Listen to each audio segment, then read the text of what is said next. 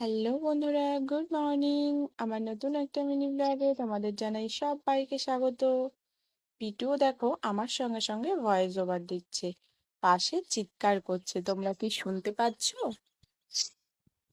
আর এই দেখো, আমি রান্না বান্না শুরু করলাম, কাজ করছিলাম, তখন তো পিটু আমার পাশে এইভাবে বসেছিল আর কাজের মধ্যে এসেও বসেছে। দেখো, আমি শসা রং করছিলাম, ও ঝুড়ির মধ্যে এসে বসেছিল।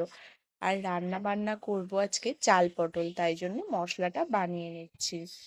আজকের ভিডিওটা তোমাদের কেমন লাগলো জানাতে ভুলো না। আর প্লিজ আমার মিষ্টি বন্ধুরা, তোমরা আমার চ্যানেলটিকে সাবস্ক্রাইব করে আমার পাশে থেকো, আর ভিডিও ভালো লাগলে একটা লাইক অবশ্যই করে যেও। আর পাকা পেঁপেটা পিটুর জন্য স্পেশালি আনা হয়েছিল, তবে এত তো আর পিটু খাবে না, আমরা খেলাম, লাস্টে পিটুকে দিয়েছি, ও অনেক খেয়েছে। আর আমি যখন ক্যামেরা অন করে